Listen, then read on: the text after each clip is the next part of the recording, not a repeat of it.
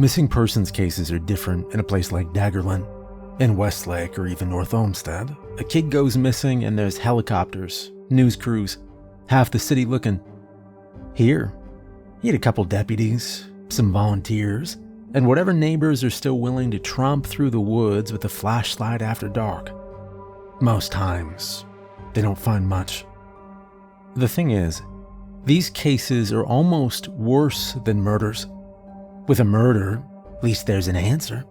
A body, a suspect, something that closes the loop. A missing person leaves nothing but an empty space. No proof of death, no proof of life, just the gnawing thought that maybe they're still out there.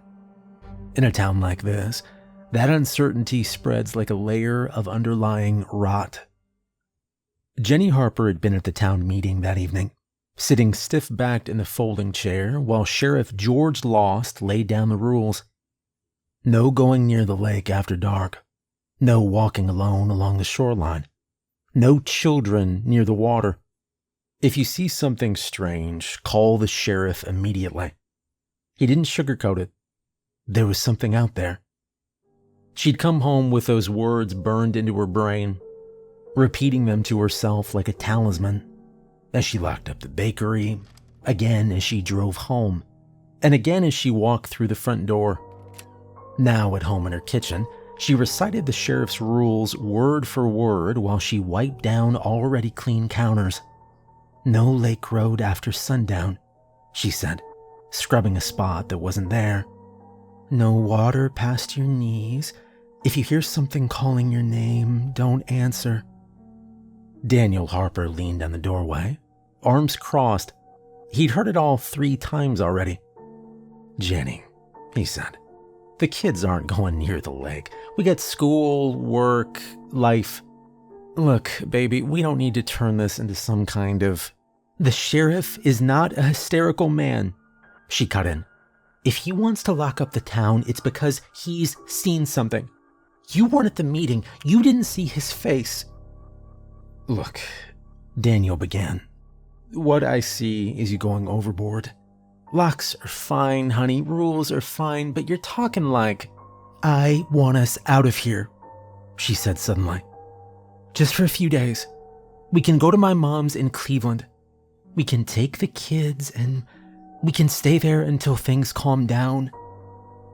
Daniel frowned at that. That's almost a 2-hour drive at night. It's safer than staying here, she replied. Her eyes flicked toward Tyler and Megan at the table, silently eating their dinner. Tyler looked up at the word safer, but Megan kept her head down, fingers wrapped tightly around her fork. Jenny noticed the fork. She noticed everything. A cabinet door left ajar, the way the salt shaker had been moved 2 inches from where she'd left it. The crumbs that clung to the cutting board, no matter how many times she wiped it.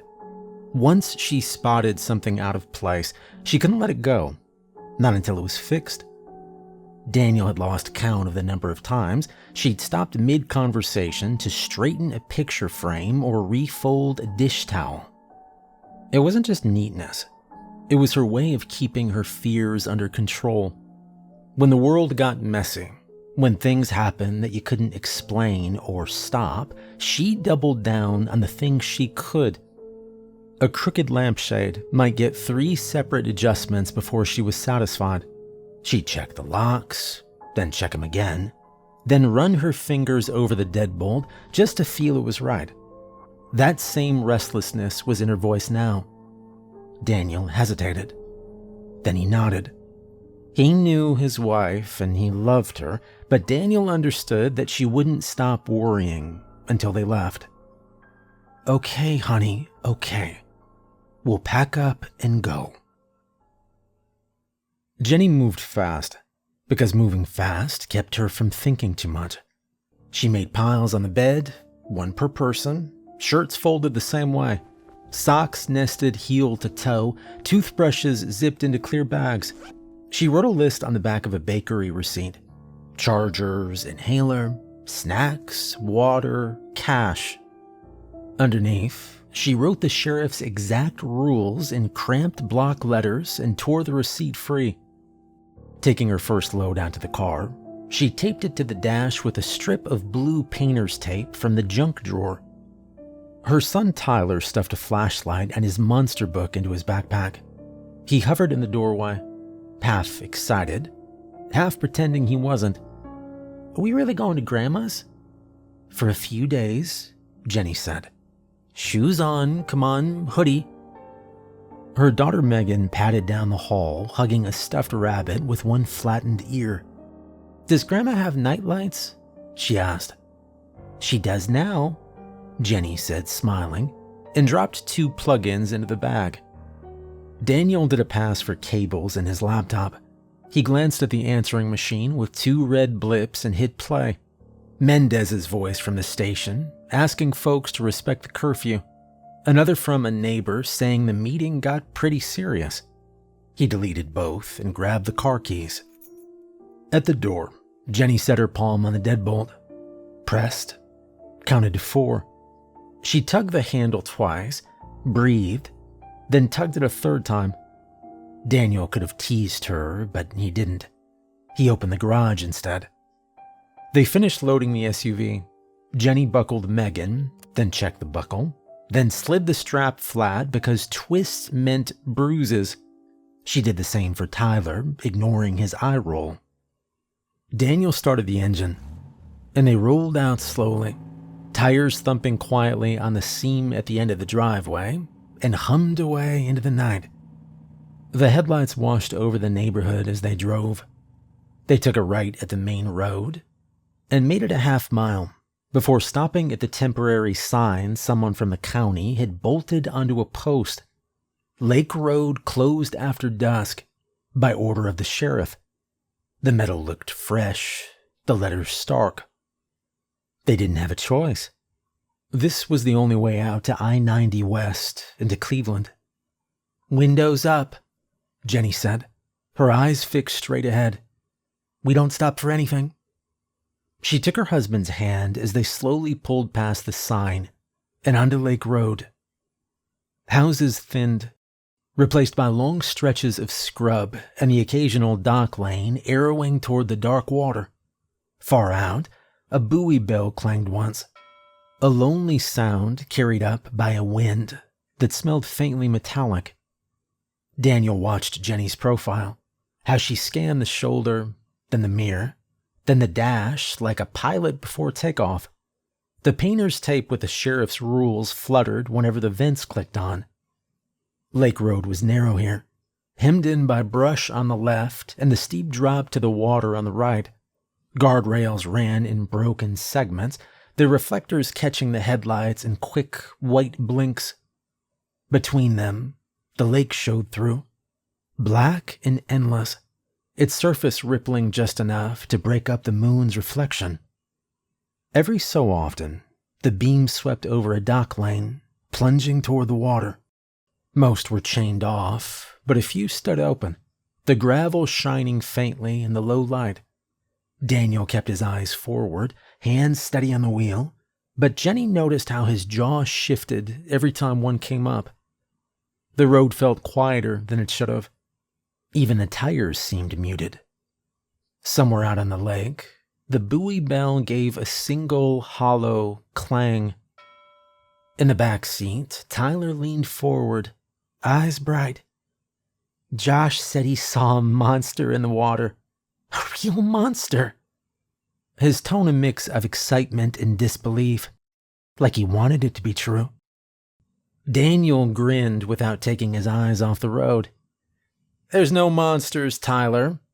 He let the pause stretch. "Except if you count Grandma." Tyler snorted.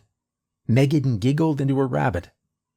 Daniel leaned over just far enough to kiss Jenny on the cheek. "I'm kidding, honey. You know I love your mother." Jenny shook her head, but didn't hide her smile. "Uh-huh." They rounded the next bend, and that was when the headlights flickered. Once, then again, before the dash lights dimmed and the SUV gave a low, shuddering cough. Daniel's eyes darted to the gauges. Oh, you have got to be kidding me.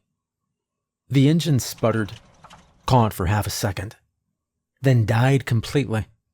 The power steering went with it, forcing Daniel to muscle the wheel as the SUV coasted forward in silence. The only sound now was the faint hiss of the tires on asphalt. Jenny's smile was gone. What is it? I don't know, honey. Battery, fuel pump, I don't know, Daniel said, guiding them toward the shoulder. He braked, and the SUV rolled to a stop beside a section of guardrail. Beyond it, the slope dropped steeply into a tangle of brush and black water. The moon shimmered faintly on the lake's surface below. Daniel set the shifter in park, killed the lights, and exhaled. Stay here, I'll check under the hood. Jenny unbuckled halfway. Call the sheriff first. I will, honey, I will, he said, already reaching for his phone as he pushed the door open. Cold air slid in immediately, smelling sharper this close to the water. Daniel's boots scuffed the pavement as he walked around to the front. He popped the hood. The hinges gave a dry squeal. Jenny rebuckled, glanced back at the kids. You both stay strapped in. Tyler was craning his neck to see past her shoulder, but Megan had sunk low, rabbit pressed close to her face. Jenny reached back, squeezed her knee, then pulled her own phone out. No bars. Outside, Daniel angled his body away from the windshield, the phone cupped to his ear. He nodded at something, kicked at the gravel, then disappeared a little farther up the shoulder. Jenny tried to see him through the side mirror, but the angle just caught the glare of their own taillights bouncing off the guardrail. She tapped her thumb on the wheel, eyes flicking between the mirror and the kids. The seconds drew out. The lake breathed against the rocks somewhere below, a slow sucking sound like water pulling at weeds. Once, a faint splash carried up, too big for a fish, too quick for a wave. Jenny told herself it was nothing. A pair of headlights swept around the far bend behind them, far enough away that they looked like two pinpricks moving through the trees. The glow grew, sliding across the inside of the SUV like a slow searchlight. Jenny sat up a little, thinking maybe it would stop. The beams climbed the curve of the guardrail, spilling silver over the hood. For a moment, the interior of the car felt warmer, safer, simply because another human being was out there in the dark with them. And then the light shifted. The vehicle behind them drifted toward the center line, its high beams momentarily bleaching the inside of the SUV so bright Jenny had to blink. She caught the profile of the driver, or thought she did, but it was gone too fast to be certain. The tires hissed past without slowing, the receding glow washing over the curve ahead before vanishing completely. And just like that, they were alone again. The darkness didn't just come back, it seemed to fold over them, thicker than before. The only light left was the anemic glow from the dash and the pale silver of the moon on the lake below. Jenny listened for the sound of the other car, an engine, anything. But all she heard was the faint slap of the water against rocks. She glanced at the clock on the dash. A little after midnight. Daniel had been outside for what, 3-4 minutes? She thought about getting out, but her stomach tightened at the idea of standing on that shoulder with the lake yawning beside her. The driver's door opened again, and Daniel leaned in. All right, well, Marcus is on his way. Jenny blinked at that. Marcus? Yeah, he's closer than the sheriff, you know. He can be here in 15, Daniel replied, before quickly shutting the door before she could argue, and going back to the hood. Jenny stared out in shock. Her husband had not called the sheriff. Jenny sat there for a beat, pulse ticking in her ears. Then she unbuckled, shoved the door open, and stepped out into the cold. The slam echoed along the guardrail and out toward the water. Daniel straightened from the engine bay, his expression already bracing for it. "Jenny, you called Marcus?" she interrupted, striding toward him. "We're stuck on Lake Road in the middle of the night, and you call a mechanic instead of the sheriff." "Jenny, he's closer, okay? He can tow us out faster." "That's not the point," she replied. She was pacing now, hands tight at her sides. "The sheriff knows what's been happening out here. He knows what's in that lake." Daniel rubbed a hand over his jaw. "Oh my God, honey. And what's he gonna do? Show up with a net? If something's out there, George Lost isn't gonna save us any faster than Marcus can." She turned on him, eyes sharp. "You weren't at the meeting? You didn't see his face?" The wind came in off the lake, bringing that wet metal smell again. Jenny walked a few paces toward the guardrail, then back toward the SUV, her boots crunching on grit.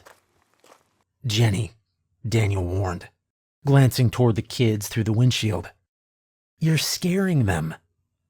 "I'm not the one," she started. But the rest never came. Something dark shot across the road, so fast it barely had shape.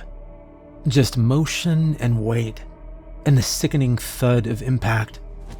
Jenny's body jerked sideways and was gone, yanked off her feet and into the blackness beyond the guardrail before Daniel could even shout. One heartbeat she was there, pacing in the beam of the headlights. The next, there was nothing but the sound of gravel skittering over the edge and the faint slap of water below. "Jenny?" Daniel's voice cracked. He ran toward the rail, heart hammering, trying to make sense of what he'd just seen. But the space where she'd been was empty, headlights burning on nothing, the cold air swallowing his breath. From the SUV, the little girl started to scream.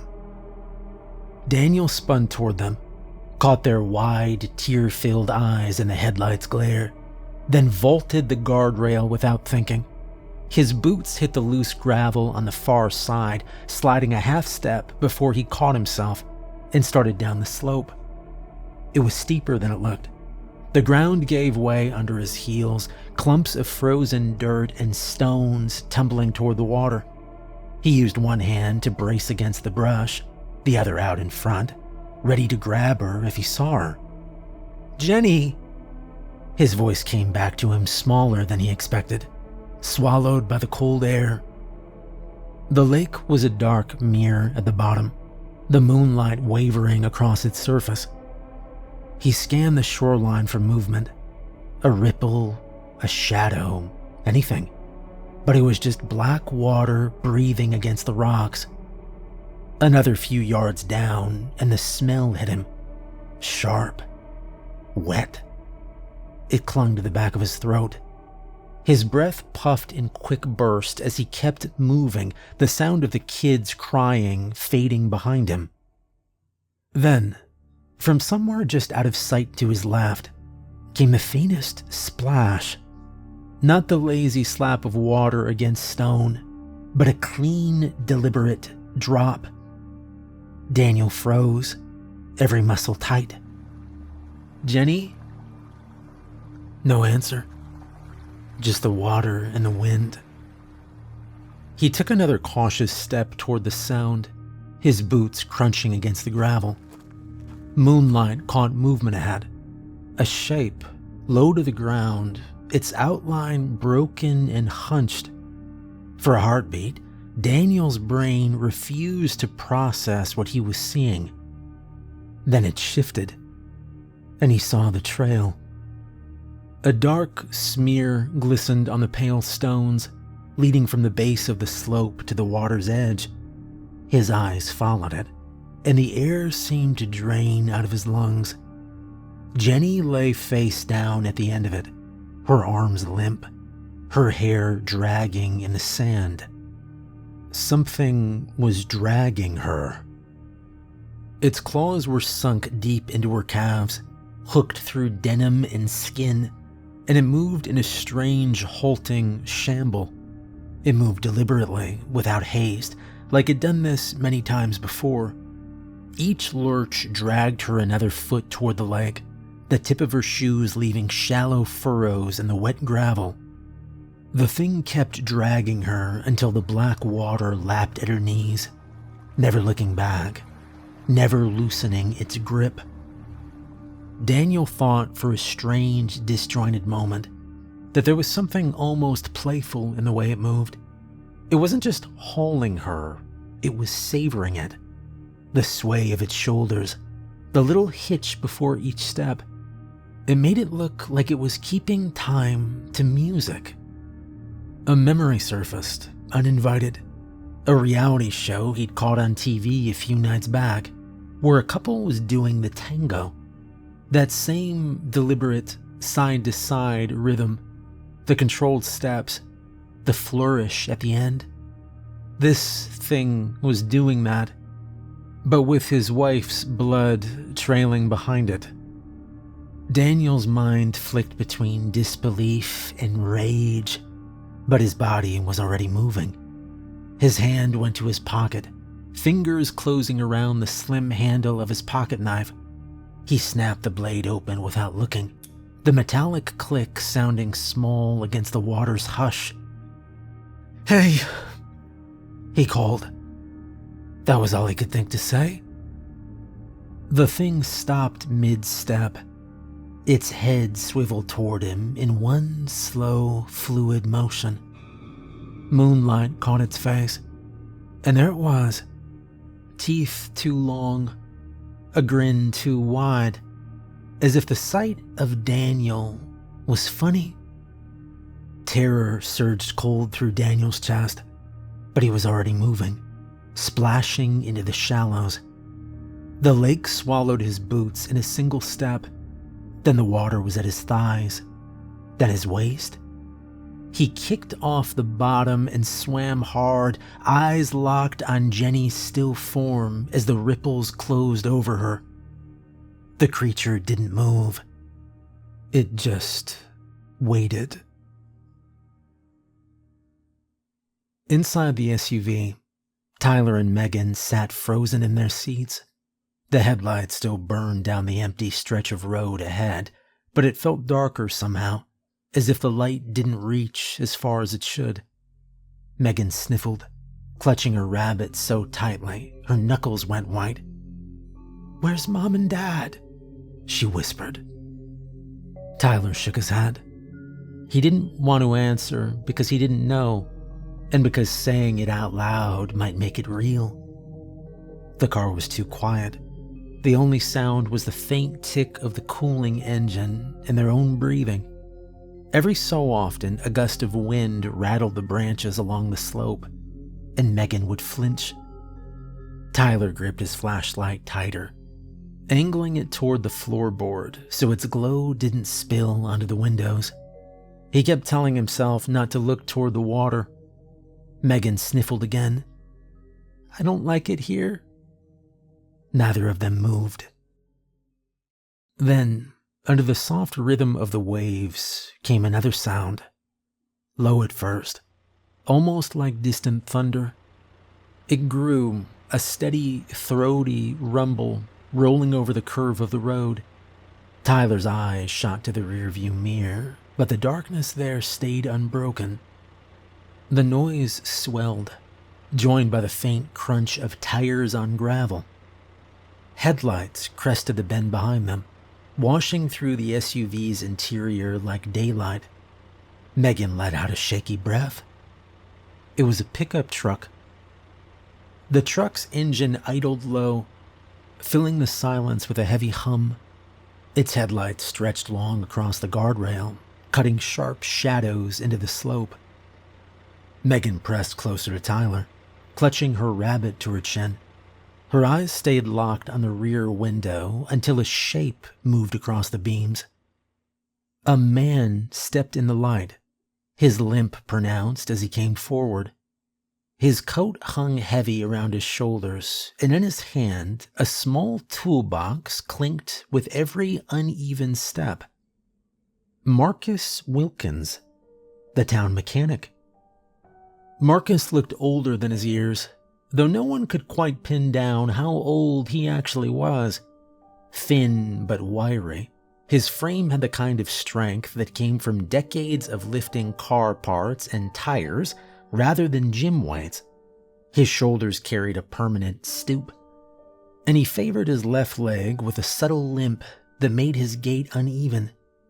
His hands told the story most clearly, bent at the knuckles, stiff with arthritis, yet still strong enough to wrench a bolt free when no one else could.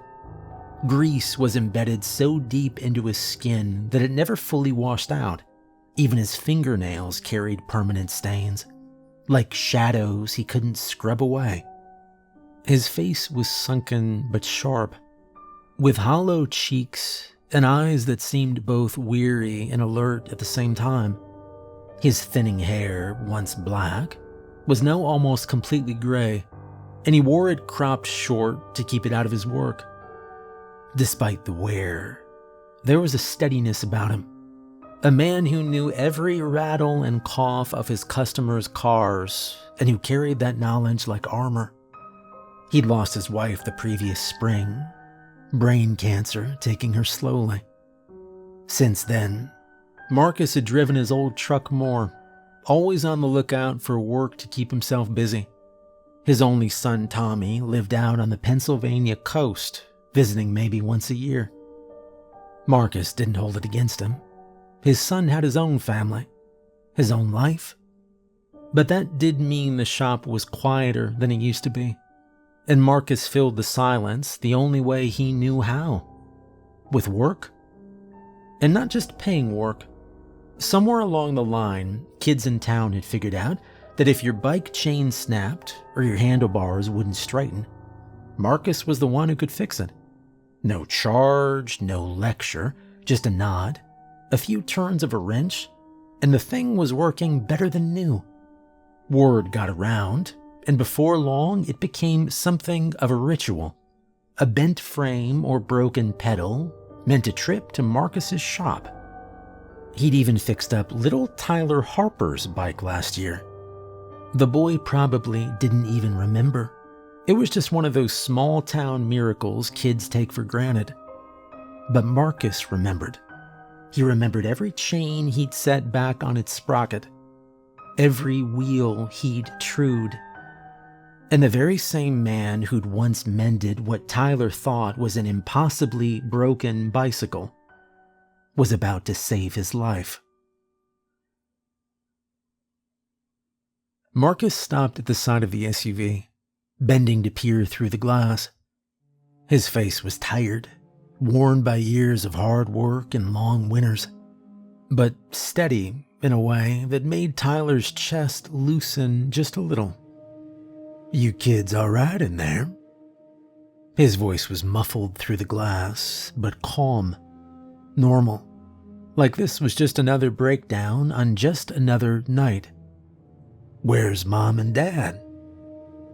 Megan's voice wavered before Tyler could answer. There's a monster," she blurted. Too fast, like if she didn't get it out, she'd choke on it. Her small hands clutched at her brother's sleeve. "It took Mom." The words hit the glass, muffled, broken by her trembling breath. To Marcus, it was like hearing through a storm window, half-swallowed syllables, jagged with panic. He caught only fragments. Monster. Mom. He leaned closer, cupping a hand around his ear against the glass. "Say again?" His voice was steady, though his heart thumped a bit harder in his chest. Tyler shook his head violently, pulling Megan closer, like the very air outside might grab her. Marcus raised a palm, slow and calm, then motioned to the lock with 2 fingers. "All right, come on. "It's okay," he said. "Open up now."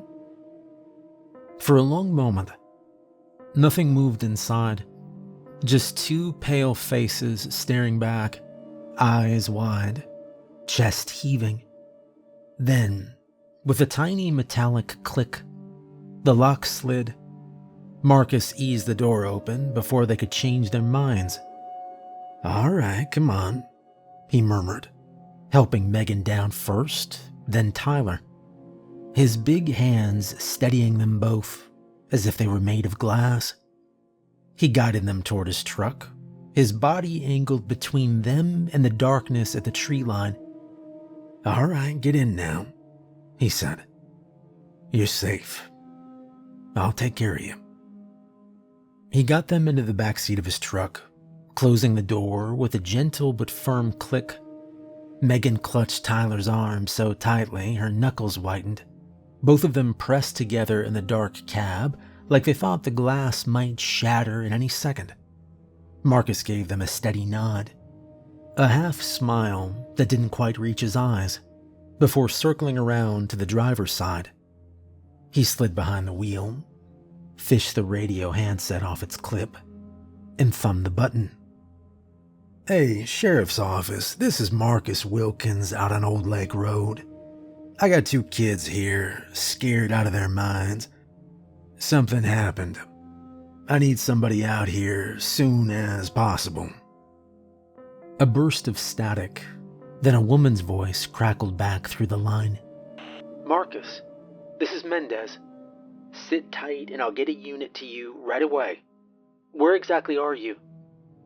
"Well, we're a couple miles past Palmer's Bluff," he began, his eyes flicking to the side mirror, scanning the tree line. "Pulled over by a black SUV. Kids were inside. Their parents..." He paused, realizing that the kids were listening. "Well, we just need help right away," he finished. There was the briefest pause before Mendez came back, her tone sharper now. "Copy that. Stay put, Marcus. Sending someone out now." Marcus let the handset rest in his lap, staring out into the darkness beyond his headlights. His gut twisted. The kids were safe for the moment, but the night out here felt wrong. He took a slow breath, then glanced back at the 2 small faces peering over the seat, eyes wide and waiting. "You 2 just sit tight," he said, voice softer. "Help's on the way." He leaned a little closer over the seat. "Tell me what happened." Tyler opened his mouth, then shut it again. His eyes darted to Megan, who clutched her rabbit tight. Finally, he said, "Something took them." Marcus's jaw tightened. "Took them where?" "To the water," Megan whispered. He reached over to the passenger seat, fingers closing around the long-handled wrench lying there. The weight was solid, familiar. He slid out of the cab, boots crunching gravel, and glanced back at the kids. "Don't open these doors," he said firmly, "unless it's me or the sheriff." He hesitated a beat, thinking of the children, and then added, "You know, when I get scared, I squeeze my hand into a fist. Reminds me I'm still here." He gave them the faintest wink and shut the door behind him. Marcus limped toward the guardrail, the wrench loose but ready in his hand. He stopped at the edge, where the headlights bled pale light across the brush, and leaned over. Down below, the beach glistened in strips of moonlight, the lake lapping slow and steady against the stones. He squinted, searching the shoreline. Marcus narrowed his eyes. Something was lying there, a pale shape against the darker gravel. For a moment, he thought it might just be driftwood. But then he saw an arm, a body. He glanced back in the direction of the tow truck. Two small faces pressed to the glass, waiting. Marcus lifted the wrench in a little half wave, stay put, and swung one leg over the guardrail. His boot slipped on the gravel slope, but he caught himself and began working his way down toward the shoreline, slow and careful, the wrench still gripped tight. The air grew colder the closer he got to the lake. The sound of the waves slowly lapping against the rocks was all he could hear now. At the bottom, the stones crunched underfoot. The body lay sprawled at the edge of the tide, hair dark and wet, limbs at odd angles. Marcus approached, his limp pronounced in the shifting gravel. "Hello?" he called softly, though he already knew there'd be no answer. The figure didn't move. He crouched, bracing himself on the wrench, and in the moonlight he saw the face of a woman, tall, maybe 5'8", he figured, with dark hair plastered across her cheek, her eyes half open and clouded. Marcus's gut tightened. He swallowed hard, forcing himself closer. Her blouse was torn open across the torso, the fabric soaked through and clinging to the skin beneath. At first, it looked like some dark bruise spreading across her right side, until he realized it wasn't bruising at all. It was absence. The flesh beneath her ribs had been ripped open, the cavity raw and hollow. There was no blood pooling, no frantic bleeding the way an injury should have looked. Just a gaping, ragged space where something had been carved out. Inside the tow truck, Tyler and Megan waited in silence. The dome light had clicked off, leaving them lit only by the faint green glow of the dash and the wash of headlights cutting into the night. Megan clutched her rabbit so tight her knuckles ached. Tyler stared straight ahead, trying to keep his breath steady, trying not to think about how long Marcus had been gone. And then a thump, heavy, deliberate, somewhere outside in the gravel. Both of them froze. Another thump, closer this time. Footsteps. Big ones. Megan's eyes widened. "It's him," she whispered, voice thin with hope. "It's the man that helped us." Tyler wanted to believe it. He craned his neck toward the side window. "Yeah, it's just him. Has to be." But when they turned, all they saw was darkness beyond the glass. Something stood there, close enough that its bulk blotted out the reflection of the trees. They couldn't see its face. It was too tall, the top half hidden in shadow above the window line. Only its outline was visible, a slanted shoulder, the rise and fall of something breathing slow and steady. Tyler's heart hammered in his chest. Megan shrank back, her rabbit pulled up beneath her chin. A hand moved. No, not a hand. Longer. A claw. It slid slowly across the glass with a wet, dragging sound. The smear it left behind was dark, streaking through the fogged surface in slow strokes. One line. Another. Then another, looping back around. The kids watched in horror as letters began to form. Their breath fogged the inside, while the thing smeared from the outside. The letters crooked, but unmistakable. It read, "Hello." Megan whimpered, a high, choked sound. But before Tyler could shush her, the figure shifted. The weight outside pressed forward. In an instant, the window was filled. Face mashed flat against the glass, grin wide. The eyes rolled and locked onto theirs. It held up something red towards the kids, something dripping, and took a big, happy bite of it. Tyler didn't realize it then, but he was staring at a human liver. The thing winked. Megan gasped and dove for the middle of the seat, her rabbit squeezed against her chest. Tyler forced himself to tear his eyes from the window. His hand shot to the door handle, pressing down on the lock to make sure it was still tight. "Check yours," he said quickly. Megan's fingers trembled, but she shoved the knob down until it clicked hard. She nodded, eyes wide, breathing fast.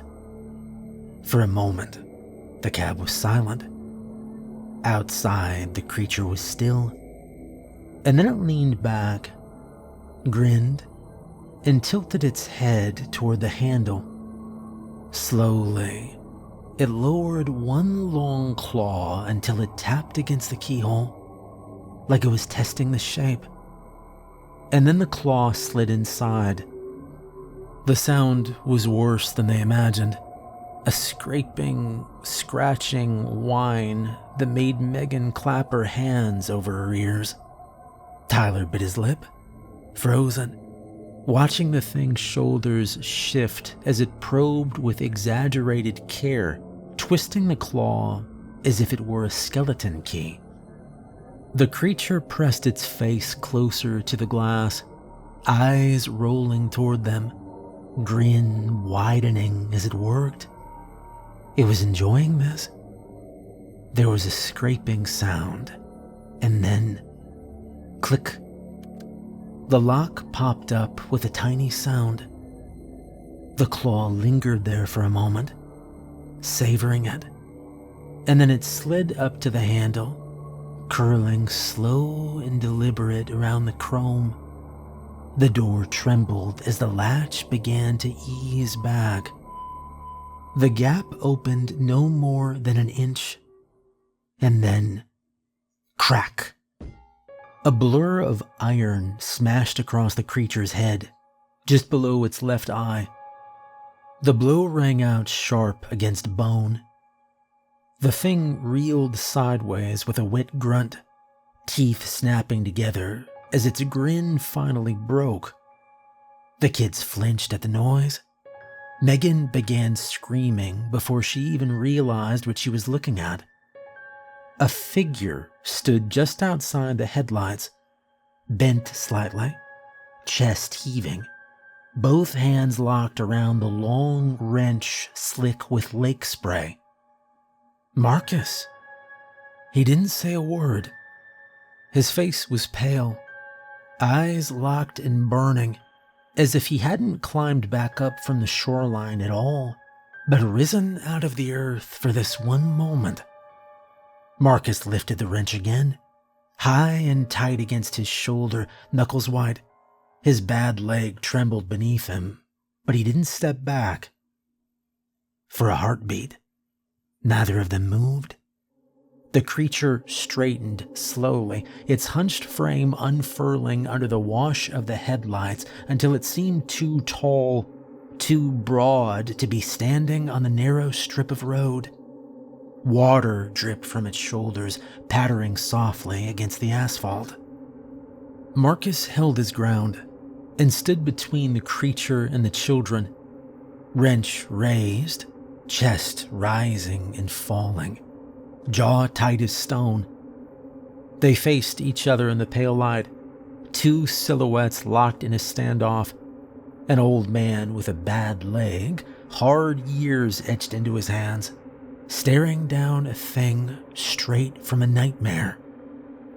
For a moment, Marcus's mind slid 50-some years back. He was a boy again, sitting on the parson's old plaid couch with his friend Billy, a bowl of popcorn between them. Creature from the Black Lagoon flickered on the TV, black and white images casting long shadows across the room. He pretended to be tough, but the truth was it scared him so badly he wouldn't go near the lake for weeks. Every ripple in the water, looked like claws reaching up from the deep. Billy had teased him without mercy, but Marcus never forgot the feeling. And now, here it was again. Only worse. Much worse. The rubber-suited monster from his childhood nightmares had nothing on the thing grinning at him under the Ohio moonlight. The night was silent, except for the steady hush of the lake below, each wave sliding against the rocks like the beat of a low drum. It was their music. The thing tilted its head and dragged one long claw against the metal door of the truck. The screech of steel on steel split the air. Sparks jumped. Marcus didn't wait. He'd never been more scared in all his life, but he shifted his grip, squared his shoulders, and swung. The wrench came down hard, a blur in the half-light, and the creature caught his arm mid-swing. Its claw clamped around his wrist, the strike frozen in place inches from its skull. For a heartbeat, the thing's eyes narrowed, as if surprised by the strength of the old man. Marcus gritted his teeth and shoved back, every muscle in his shoulders and chest straining. Decades of turning wrenches, prying rusted bolts, hauling engines off mounts. It had built a kind of stubborn strength into him. His forearms bulged, the tendons standing out like cords as he pushed against the thing. And for just that moment, he held his own. But strong as he was no match for a creature from nightmares. The grin slid back into place as it leaned closer. Slowly, deliberately, it rolled Marcus's wrist inward, bending the wrench back toward his own shoulder. His arm trembled, locked in place, pain shooting down into his elbow. Then the creature reached forward, one claw traced across his collarbone, then up the side of his neck. Marcus tried to jerk away, but the claw twitched. A sharp sting blossomed under his jaw. Warmth spilled down the left side of his neck, hot and sudden. He staggered backward, dropping the wrench and gripping his neck tightly. Inside the cab, Tyler and Megan pressed against the glass, eyes wide. Blood poured down Marcus's neck, bright and gleaming in the headlights. He staggered backward into their view, clutching at the wound with both hands. For a brief, awful moment, he turned toward the truck. His eyes found theirs through the windshield, wide, stricken, apologetic, as though he wished he could tell the children to run. His knees buckled. Marcus Wilkins crumpled to the asphalt in front of the hood, collapsing hard onto his side. Blood spread beneath him in a slick, slow-growing pool that caught the beams of the headlights and glistened like oil. Megan let out a thin wail, muffled by the glass. Tyler just stared in shock. Beyond Marcus's still form, the creature's shadow loomed, hunched and grinning, stepping forward into the wash of light. The creature turned and slowly came towards the children. Its claws curled around the door handle. Megan sobbed into a rabbit. Tyler too frozen even to move. The door began to slowly open, and then headlights flared. An engine roared. A car slammed into the creature with bone-cracking force, the impact hurling it sideways off its feet. The thing spun across the asphalt, skidding in a blur of claws and blood before crashing hard into the guardrail with a shriek of metal. The cruiser skidded to a stop, tires screaming. Red and blue lights erupted, painting the road in frantic color. The kids blinked against the sudden blaze, hearts hammering. A man stepped out of the cruiser, dark hair beneath a sheriff's hat, brown eyes locked hard on the thing sprawled against the guardrail. His revolver was already up, steady in both hands, barrel tracking the creature as it pushed against the twisted metal. Sheriff George Lost. From the same vehicle, another man bolted forward, blondish hair showing under the brim of a baseball cap, green eyes sharp with urgency. He didn't hesitate. He went straight for the truck, straight for the kids. "Get down," he barked. Tyler shoved Megan against the seat as David Winters yanked the door open with a grunt. Behind him, George's revolver cracked. Once, twice. The creature jerked with each shot, a spray of black fluid hitting the guardrail. It still tried to rise up. George fired again. Then he holstered his revolver long enough to pull open the cruiser's back door. "Come on," he barked, waving the kids forward. David half lifted, half shoved Tyler and Megan out of the truck and across the narrow stretch of road. Megan clung to his sleeve, rabbit dangling from her arm, while Tyler stumbled ahead, pale and numb with shock. George caught them both, steadying their shoulders, and guided them into the back seat of the cruiser. "Get down, stay down," he ordered, his voice sharp but not unkind. The kids slid across the seat, clutching each other tight as the red and blue lights washed their faces. George slammed the door shut, turned back, and called over the roof, "Dave!" David was already moving, but he stopped when George's hand shot out, pointing. Marcus. He lay sprawled in front of the tow truck, blood slick and pooling beneath him. His chest heaved faintly, but his eyes were closed, his face waxy in the headlights. George sprinted first, holstering his revolver as he dropped to one knee beside him. "He's alive," he barked, though the word sounded more like a command than a certainty. David skidded in beside him, slipping an arm under Marcus's shoulders. Together they heaved him up, his body sagging heavy between them. His boots dragged along the pavement, leaving dark streaks as they staggered him toward the cruiser. "Easy, easy," David muttered, though Marcus gave no sign he heard.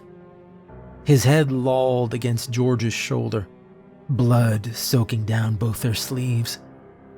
The cruiser's rear door stood open. George and David shoved Marcus inside, bracing his body against the seat. His arms flopped limp at his sides, his jaw hung slack, eyes closed. David slid in next to Marcus while trying to keep pressure on the open wound. On the other side of the seat, Tyler and Megan pressed themselves into the corner, knees tucked to their chest. Megan cried softly, hiding her face against her rabbit, while Tyler just stared at Marcus, at the blood on his throat, the rise and fall of his chest that looked too shallow, too slow. George slammed the door shut, and when he turned, the thing was already moving. It peeled itself off the guardrail and the headlights, tall and dripping, claws gleaming wet. George didn't wait. He dove into the driver's seat, slammed the door, and jammed the shifter into reverse. "Hold on," he barked. The cruiser roared backward, tires shrieking against the asphalt. The sudden lurch threw Tyler and Megan into the floor well. The headlights carved wild arcs across the road as George spun the wheel. The creature surged forward, claws raking at the pavement, but the cruiser fishtailed clear, gravel spitting like gunfire. David kept one hand tied on Marcus's wound, motioning with the other for the kids to stay down.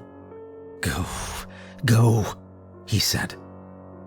George jammed the brakes, wrenched the wheel, and the cruiser spun hard. The rear swung wide, red and blue lights flashing across the trees and the black face of the leg. Then the nose came around, tires biting, and the car shot forward down the road toward town. In the mirror, for one awful second, the creature filled the beams, tall, still grinning, blood streaking down its chin. George's eyes stayed locked on the road, jaw clenched. The lake fell away behind them. Back at the sheriff's station, the quiet felt heavier than the night outside. George sat at the table, a fresh cup of coffee cooling in his hands. Across from him, David slumped forward, his shirt stained with Marcus's blood. He hadn't said a word since the ambulance pulled out. The cruiser parked out front was empty now. The kids had been picked up by their grandparents an hour earlier, bundled into the back of a minivan, and driven away from town without a word. George had stood there and watched until the taillights disappeared, feeling like he'd handed over something fragile that might shatter before it reached safety. "You think Marcus will make it?" David finally asked. "He's tough. That wound on his neck. That would have killed me." George didn't answer right away. He stared into his cup, then set it down. "Doc Graham is doing what he can." David dragged a hand down his face. "We don't even know what it was, George. We don't even know what the hell that thing is." George's jaw tightened. He kept his eyes fixed on the tabletop. He exhaled hard through his nose. "We've got cops from Ashtabula and Paynesville running the shoreline, checking every stretch they can." David looked up. "How many?" "As many as I could get," George began. 10, 12 maybe. Depends on how much time they can give us." George rubbed a hand across his face. "It's not enough. Lake's too big. Too many places to miss." David leaned back, the chair groaning under his weight. "And still no sign of the parents?" George shook his head. "Not a thing. Just a few footprints by the bluff. Could be anyone. And those end about 20 yards from the water." Silence stretched. Both men knew what that meant, but neither wanted to say it. Finally, David spoke. "So what's our next move?" The sheriff didn't answer right away, just reached for his coffee. His hand hovered over the mug, but he didn't pick it up. "Well, those cops are here in town tonight," he began. "Good men, working in pairs, sticking close. I told him straight, there's something dangerous out there. Maybe I didn't spell it out, but they know enough to keep their eyes open. They brought extra firepower." David gave a slow nod. George leaned forward, lowering his voice. "And that buys us a little time. A night to think, to plan. We'll see what tomorrow brings. But people are going to want answers. I want answers. And I want my town safe again." David nodded. George fell silent. He stared into the coffee and thought. The two kids were alive, thank God, though no one could say what had happened to their parents. Both of the children kept repeating the same thing. Marcus Wilkins had saved them from a monster. George exhaled slowly. Marcus. There'd been a lot of blood. George wasn't a doctor, but he knew it was bad. It was unlikely the old mechanic would survive the night.